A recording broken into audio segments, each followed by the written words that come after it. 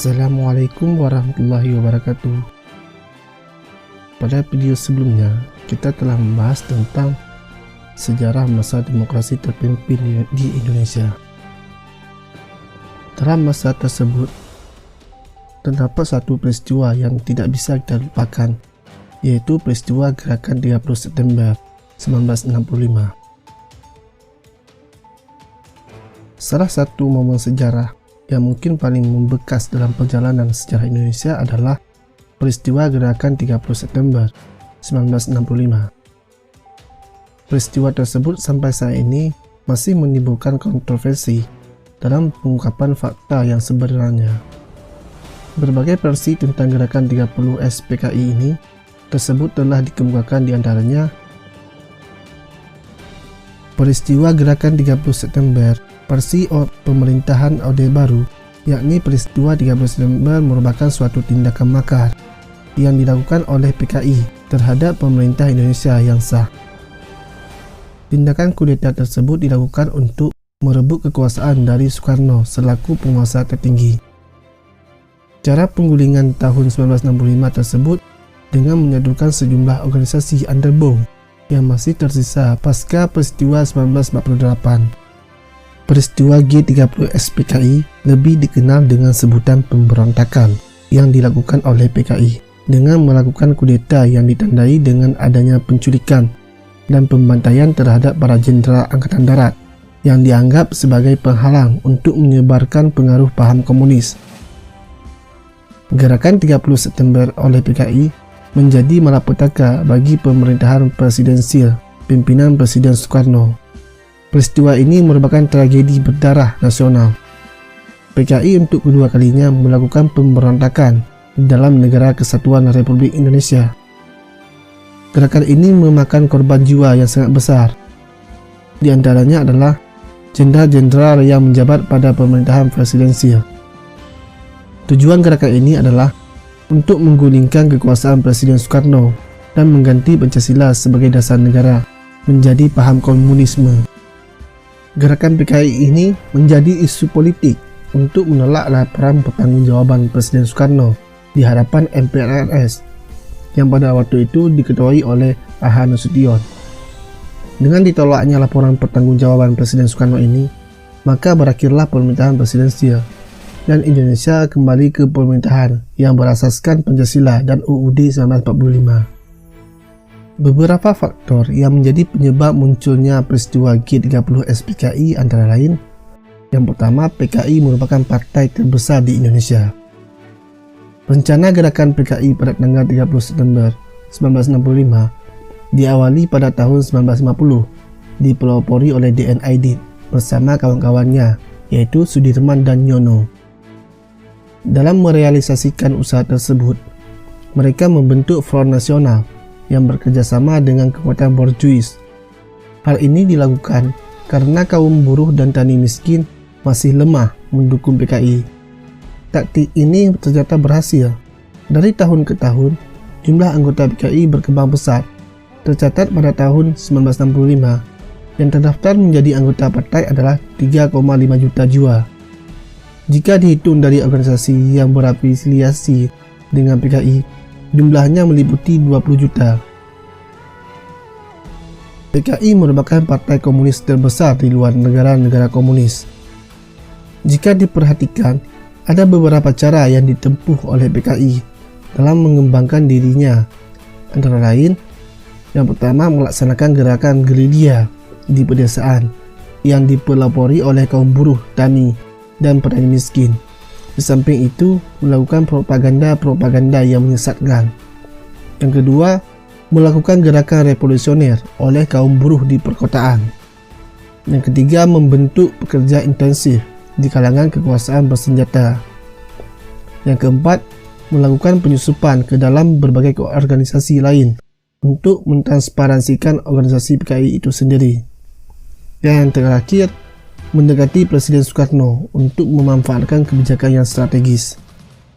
Faktor lain yang menyebabkan PKI muncul adalah politik luar negeri Indonesia yang lebih condong pada Blok Timur.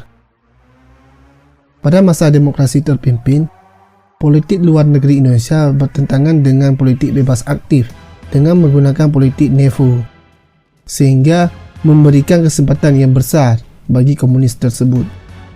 PKI juga mendapat dukungan internasional yang diperoleh dari negara Uni Soviet dan China, sehingga semakin mempermudah dalam melakukan kudeta.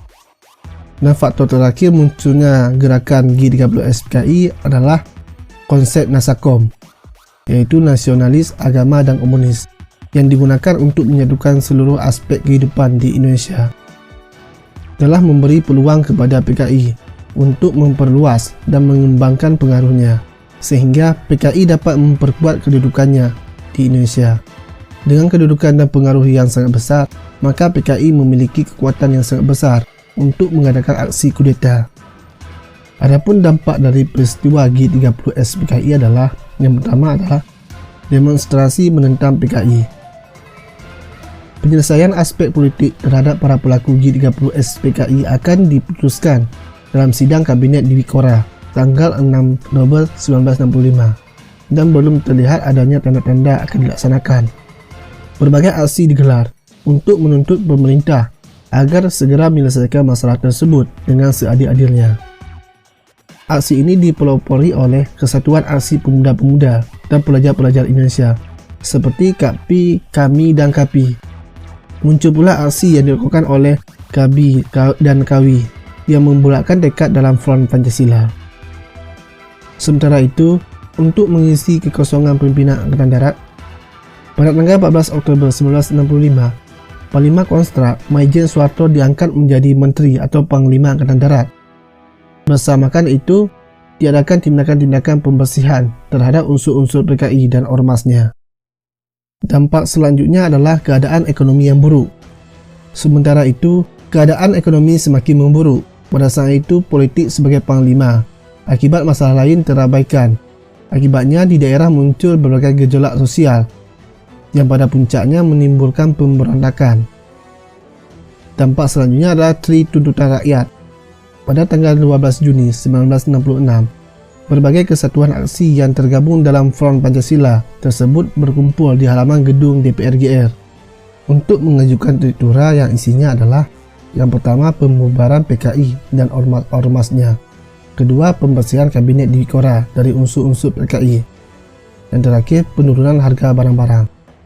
Aksi tritura berlangsung selama 60 hari sampai dikeluarkannya Surat Perintah 11 Maret 1966. Dampak selanjutnya dari peristiwa G30S-PKI adalah Kabinet 100 Menteri. Pada tanggal 21 Februari 1966, Presiden Soekarno mengumumkan perubahan kabinet. Kabinet baru ini diberi nama Kabinet di Wikora yang disempurnakan. Adapun proses peralihan kekuasaan politik dari Orde Lama ke Orde Baru adalah sebagai berikut. Yang pertama, pada tanggal 16 Oktober 1966, Maijen Soeharto telah dilantik menjadi Menteri Panglima Angkatan Darat dan dinaikkan pangkatnya menjadi Letnan Jenderal. Pada awalnya, untuk menghormati Presiden, Angkatan Darat tetap mendukungnya. Namun, Presiden enggan mengutuk G30S. Angkatan Darat mulai mengurangi dukungannya dan lebih tertarik bekerjasama dengan KAMI dan KAPI. Selanjutnya, keberanian KAMI dan KAPI, terutama karena merasa mendapat perlindungan dari Angkatan Darat. Kesempatan ini digunakan oleh Maijen Soeharto untuk menawarkan jasa baik demi pulihnya kemacetan roda pemerintahan agar dapat diakhiri. Untuk itu, ia mengutus 3 jenderal, yaitu M. Yusuf, Amir Mahmud, dan Basuki Rahmat oleh Soeharto untuk menemui Presiden guna menyampaikan tawaran itu pada tanggal 11 Maret 1966. Sebagai hasilnya lahirlah Surat Perintah 11 Maret 1966 atau yang disingkat dengan Super Semar. Selanjutnya, pada tanggal 7 Februari 1967, Jenderal Soeharto menerima surat rahasia dari Presiden melalui perantara Hardi SH. Dalam surat tersebut dilampiri sebuah konsep surat penugasan mengenai pimpinan pemerintahan sehari-hari kepada pemegang Super Semar.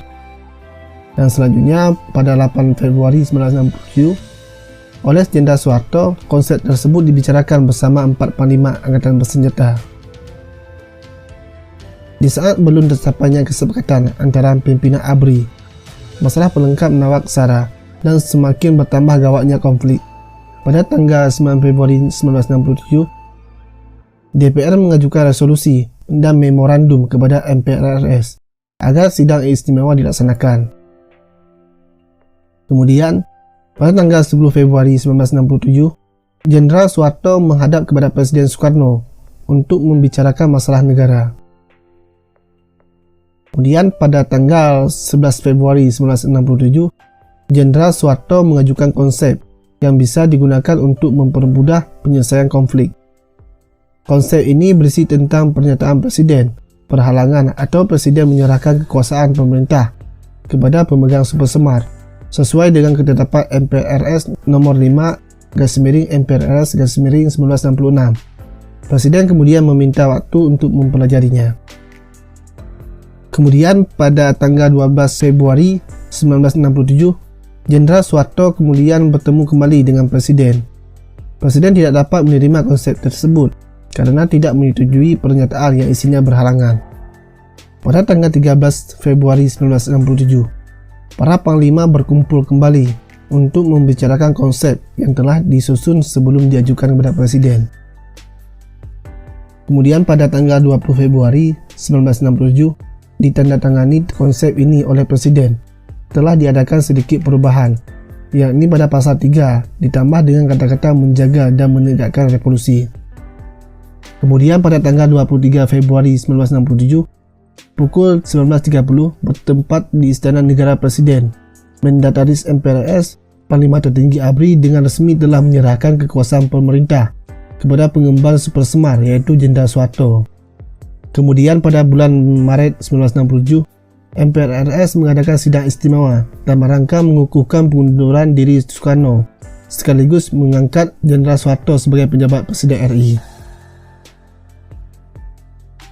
Demikianlah peristiwa yang terjadi di akhir masa demokrasi terpimpin di Indonesia. Jika ada salah dalam penjelasan saya, silakan komen di bawah. Sampai jumpa di video selanjutnya.